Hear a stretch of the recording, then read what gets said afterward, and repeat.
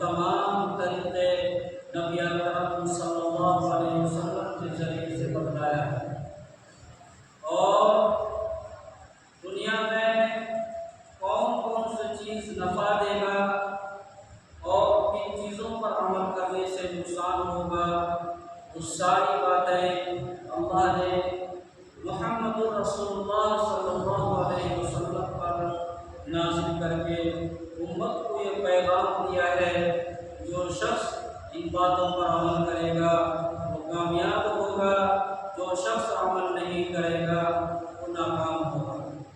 خیر، یہ محرم الحرام کا مہینہ چل رہا ہے، یہ مہینہ اسلامی سال کا پہلا مہینہ ہے۔ جس طریقے سے جنوری فروری انگریزی مہینہ کا پہلا مہینہ ہوتا ہے، اسی طریقے سے چاند کے اعتبار سے، اسلامی اعتبار سے جو پہلا سال اور پہلا مہینہ شروع ہوتا ہے یہ محرم الحرام سے شروع ہوتا ہے۔ یہ مہینہ بھی اپنے اندر بہت برکت رکھتا ہے۔ اس مہینے میں جو شخص اللہ رب العزت کے لیے روزہ رکھے گا اور اپنے اہل و عیال پر دسترخوان کو وسیع کرے گا، اللہ رب العزت اس کے پچھلے گناہ کو معاف کرے گا اور دسترخوان وسیع کرے گا، پورے سال اس کے رزق کو بڑھائے گا۔ دسترخوان وسیع کرنے کا مطلب یہ ہے اپنے اہل و عیال میں اس دن جو اچھا کھانا بن جائے، دو چار ایٹم زیادہ ہو جائے، تو اپنے پریوار کے ساتھ بھی بیٹھ کر دسترخوان کو وسیع کا مطلب یہ ہے جو اپنے اہل و عیال بھی ہے، آس پڑوس بھی ہے، اس کا بھی خیال کرتے ہوئے تو اللہ رب العزت اس کے رزق میں اضافہ کرے، اس کے رزق کو وسیع کر دے گا۔ وسیع کا مطلب اس کے رزق کو بڑھائے گا۔ کہتے ہیں نا کھلانے پلانے سے کم نہیں ہوتا، کھلانے پلانے سے کم ہوتا جو سکھ برادر ہے کروڑوں آدمی کو ایک دن کھانا کھلاتا ہے یا نہیں، اور بہترین میٹھا شربت پلاتا ہے آج کل کے موسم میں، خوب خرچ کرتا ہے۔ دیکھیے اللہ رب العزت کا نظام کیا ہے، اللہ رب العزت قیامت کے دن ایک انسان سے کہے گا کہ میں بھوکا تھا تم نے مجھے کھانا نہیں دیا، میں پیاسا تھا تم نے مجھے پانی نہیں پلایا۔ وہ انسان اللہ رب العزت سے کہے گا کہ اللہ آپ بھی بھوکے ہو سکتے ہیں، کہے گا کہ میرا فلاں بندہ بھوکا تھا، اگر تم اسے کھانا کھلاتے تو مجھے گویا کہ مجھے فلاں بندہ پیاسا تھا اس کو پانی پلاتے گویا مجھے پلاتے، فلاں بندہ ننگا تھا اس کو کپڑا پہناتے گویا مجھے پہناتے۔ ایمان لانا، ایمان کی دولت مل جانا یہ اور بات ہے، لیکن دنیاوی چیزیں جو ہے اس میں جو بھی اللہ کے مخلوق پر رحم کرے گا اللہ رب العزت اس سے خوب نوازے گا، خوب فراوانی کرے گا۔ اور آپ سوچ نہیں سکتے ہیں کہ اللہ اسے وہاں سے رزق دے گا، وہ سوچ بھی نہیں سکتا۔ خیر، یہ مہینہ میں دنیا بھر کے خرافات کرتا ہے، کوئی ڈھول ٹاسے بجاتا ہے، کوئی کچھ کرتا ہے۔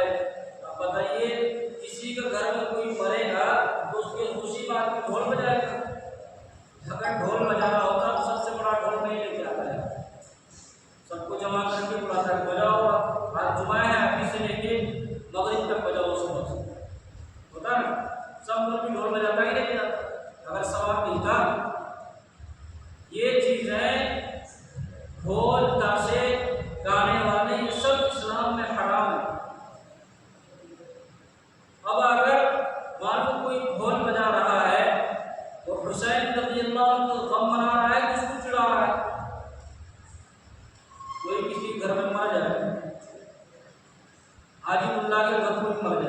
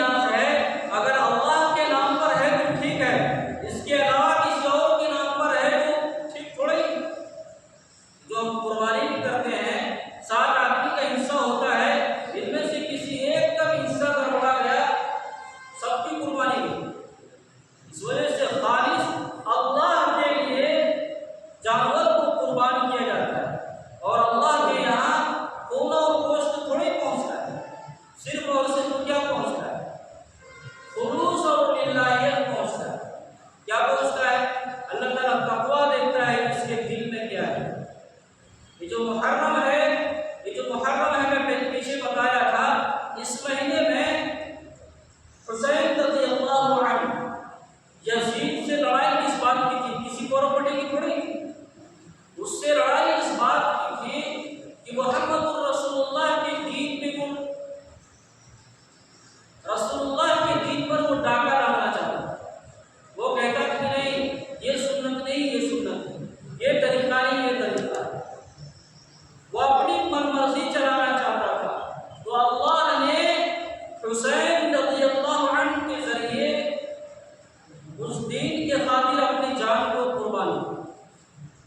آج کل ہم سب کو اگر سردی لگ جائے تو کون فجر پڑھے گا؟ ابھی گرمی ہے، کون نہائے گا، کون روم سے نکلے گا، کون جا کے وضو کرے گا، کون نمازیں پڑھے گا؟ میرے بھائی یہ چیزیں آپ کو اس ٹائم عجیب سا لگتا ہے، لیکن یہ اللہ کا ایسا پیغام ہے، نماز ایسا پیغام ہے کہ دنیا ادھر سے ادھر ہو جائے، نماز آدمی چھوڑ نہیں سکتا ہے، لیکن ہمارے اور آپ کے دل میں اس کی اہمیت نہیں ہے۔ اس وجہ سے حسین رضی اللہ عنہ کو قتل نماز کے وقت میں کیا گیا۔ یزید سے کہا کہ جنگ روک دو، یزید نے کہا کہ جنگ نہیں رکنا ہے، یزید نے کہا کہ جنگ نہیں رکنا ہے۔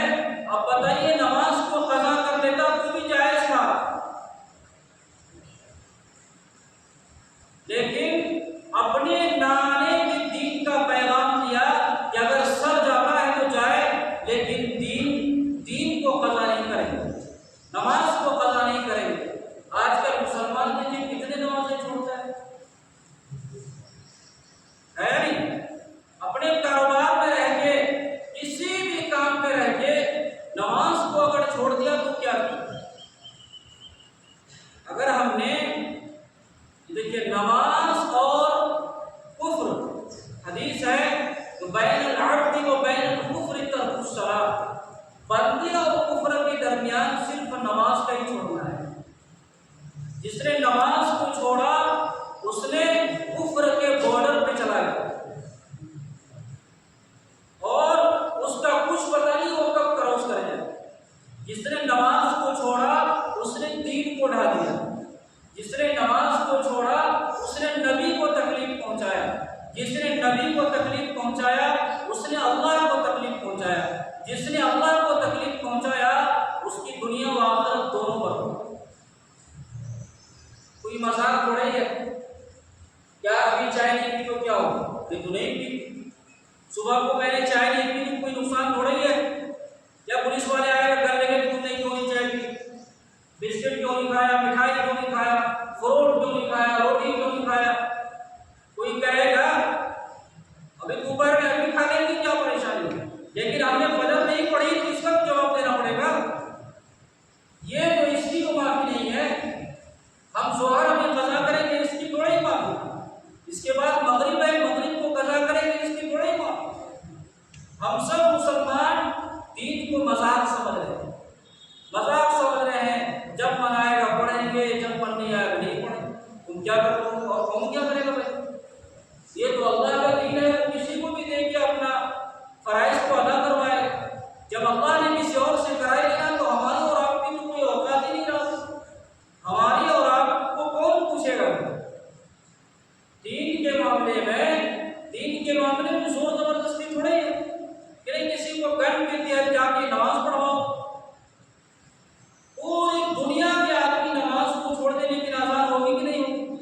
مؤذن آزان پڑھے گا نا، چاہے مت آؤ، نماز پڑھنے مت آؤ، کس کا نقصان ہے؟ لیکن اذان وقت میں دی جائے، شریعت کا حکم کو بولا جائے، اس کے جو طریقے ہیں اس کو بتلایا جائے، یا نہیں بتلایا جائے، یا اذان میں ختم کر دیا جائے۔ آج سے کئی سال پہلے ایک مولوی صاحب کہہ رہا کہ ایک وقت ایسا آئے گا کہ اذان اور نماز کی پابندی لگی، آیا نہیں تو کہیں کا تو کچھ نہیں کہہ سکتے، یوپی کا حال دیکھ، گھر میں تراویح تک پڑھنے دیا، اگر پڑھ لیا تو پکڑ پکڑ کے لے، اس کو کیا پتا کہ تراویح 10 دن میں پوری کر کے ایسا مسجد میں نماز پڑھیں گے، اس کو یہ پتا نہیں ہے، اس کو یہ پتا ہے کہ تم نے نماز کیوں پڑھی ہے۔ ہم نے دیکھیے اصل بات کیا ہے، ان کے بھی ذہن میں یہ بیٹھا ہوا ہے کہ نماز مسجد میں ہی پڑھی جاتی ہے، ان کو یہ پتا نہیں ہے نا کہ ایئرپورٹ پہ بھی کی نماز ہو جائے گی، جہاز میں ہو جائے گا، ٹرین میں پڑھیں گے، بس میں پڑھیں گے، کھیت میں پڑھیں گے، کھلیان میں پڑھیں گے، وہ کیا بولتے ہیں پانی کے جہاز میں پڑھیں گے، جہاں مرضی پڑھیں گے۔ جب مسلمان پڑھتا پھر تو اس کو پتہ چلتا کہ ایئرپورٹ میں بھی لوگ نماز پڑھ رہے ہیں۔ جب پڑھ ہی نہیں رہے تو اگر ایک آدمی پڑھے گا تو وہ کہے گا یہ نماز پڑھ رہا ہے۔ میرے بھائی یہ دین کا ایسا حکم ہے اس کو ہر حال میں پورا کرنا پڑے گا، چاہے آپ کو گرمی لگے، سردی لگے، برسات آئے، آندھی آئے، طوفان آئے، کوئی مر جائے، کوئی زندہ ہو جائے، کسی کی بیاہ ہو جائے، کوئی بھاگ جائے، کوئی مر جائے، کوئی آندھی طوفان آ جائے، نماز کا وقت ہو جائے اس کو پڑھا جائے گا، اذان ہوگی چاہے پڑھنے والے نہ پڑھیں۔ اگر اس طرح نہیں کریں گے تو پھر انہیں موقع ملے گا نا، موقع ملے گا، کیا موقع ملے گا کہ تم مسجد کے علاوہ کہیں پر نماز نہیں پڑھ سکتے، ہے نہیں؟ جب پڑھیں گے ساری جگہ تو پھر تو ہوگا۔ حسین رضی اللہ عنہ نے سجدے میں سر کٹا کے تمام آنے والی امت کو یہ پیغام دیا کہ سر تو کٹ جائے گا لیکن نماز قضا نہیں ہوگی، نماز کو نہیں چھوڑا جائے گا، ہمارے بچے تباہ ہو جائے، سب کو مار دیا جائے لیکن دین پر آنچ نہیں آئے گی۔ یا مسلمان کو ہم سب کو دین پر چلنے کے لیے تیار نہیں، 500 روپے، 1000 روپے دیہائی، 2000 روپے دیہائی کے چکر میں مان لیجیے کوئی تھوڑے ٹھیکیدار گیا کہ نماز نہیں پڑھ، 10 منٹ زیادہ کام کر لیں گے، کیا 10 منٹ 5 منٹ زیادہ کام کر لیں گے، لیکن نماز کے اوقات میں نماز کو تو پڑھیں گے۔ جو اللہ نے تو ہمارے لیے اتنا آسان کیا کہ پوری دنیا کی مسجد بنائی، یہ بندہ ہی رہا لوگ لے کر مسجد میں پڑھی جائے، پچھلے لوگ جو گزرے ہیں اس کو عبادت خانے سے ہی پڑھی جاتی ہے، باقی اور جگہ آپ نہیں پڑھ سکتے تھے۔ اللہ نے ہمارے لیے تو آسان کیا ہے، تو پڑھیں گے نماز۔ دین سے ہم لوگ کتنے پیچھے، ہم اپنے آپ سے دیکھیں کسی کو کیا کہیں۔ آج کل دیکھیے ہر آدمی ایک دوسرے پہ انگلی اٹھاتا ہے، ایک دوسرے پہ انگلی اٹھاتا ہے، وہ انگلی اٹھانے سے پہلے اپنے آپ پہ انگلی اٹھائیے کہ ہم نے کیا کیا ہے، ہم اپنی آخرت کے لیے کیا کر رہے ہیں، ہم اپنی آخرت کی تیاری کیا کر رہے ہیں۔ دنیا جائے بھاڑ، ارے جب قیامت آنی آئے گی، لیکن ہم جو ابھی ہماری جو موت آئے گی اس موت کا ہم نے کیا تیاری کیا ہوا ہے۔ من مات فقد قامت قیامتہ، جو شخص مر گیا اس کی قیامت تو شروع ہے۔ اسرافیل کب سور پھونکے گا نہیں پھونکے گا وہ تو اللہ جانتا ہے، لیکن جو آدمی چلا گیا یہاں سے اس کی تو قیامت شروع ہے، اس کو تو سوال جواب دینا پڑیں گے، اس کو تو قبر میں پوچھا جائے گا کہ تم نے ظہر قضا کیا تو ظہر سے اثر تک اس کی پٹائی کی، اثر قضا کیا تو اثر سے مغرب تک اس کی پٹائی کیا جائے، اور مغرب سے عشاء تک، عشاء سے فجر تک، فجر تک، فجر سے پھر ظہر تک، یہ قیامت تک سلسلہ چلتا رہے۔ ہے اتنا طاقت جسم میں کہ اللہ کے عذاب کو برداشت کریں گے؟ ابھی 10 منٹ کے لیے کسی کو اس دھوپ میں کھڑا کر دیا جائے تو ایسا ٹماٹر کی طرح لال ہو جائے، لیکن اس قبر میں چاروں طرف سے پیک کر کے اپنے بھی دوست بھی، یار بھی، اپنے گھر والے بھی، اتنا عالیشان کر کے گھر بنایا، مرنے کے بعد کہتا اس کو مار کو دروازہ، جس پیٹ کو اپنے ہاتھوں سے بنوایا تھا مرنے کے بعد اس میں سڑائے گا، اسپتال میں مرا تو کا باہر کو لوگ آئیں گے دیکھتے ہوئے جائیں گے، نہیں جائیں گے، لوگ آئیں گے دیکھتے ہوئے جائیں گے، اور زیادہ قریب یا ہوگا تو پورا آنسو آنسو بہارے، نہیں تو پودا تم کہے گا ٹھیک ہوا مر گیا، ٹھیک ہوا مر گیا، گھر کے آدمی کا تو صحیح ہوا مر گیا۔ یہ ہے اپنی آخرت کو، اپنی آخرت کی تیاری کیجیے مرنے سے پہلے پہلے۔ کامیاب آدمی کون ہے؟ نبی ٹائم ہو رہا ہے، نبی اکرم صلی اللہ علیہ وسلم نے فرمایا کہ اس دنیا کا سب سے بڑا حادثہ یہ ہے کہ آدمی مرے، کون چاہتا وہی مر جائے گا، کوئی چاہتا؟ یا اللہ اتنا بڑھیا پراپرٹی بنایا ہوا ہے، کتنے بھینس ہیں؟ 200، اتنا بھینس بنایا، ایک بھینس کا کیلکولیٹر کرو، 1 لاکھ کر کے کتنا ہو گیا، یہ بیٹھے بیٹھے کرو۔ اب کوئی چاہے گا مرنے کے لیے؟ کوئی نہیں چاہے گا مرنے کے لیے، کوئی چاہے گا؟ اتنا بڑھیا گھر بنایا، تو اصل ہم دنیا میں سمجھیں کہ کرایہ دار ہیں،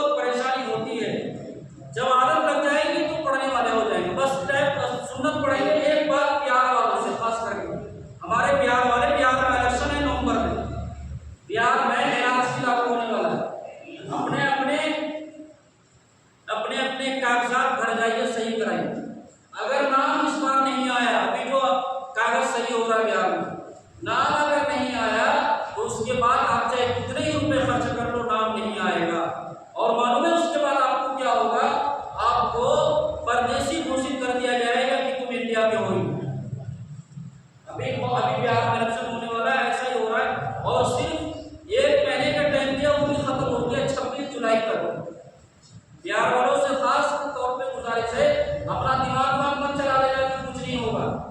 بعد میں ہم اور آپ روٹی پھریں گے تو کوئی سننے والا نہیں ہوگا.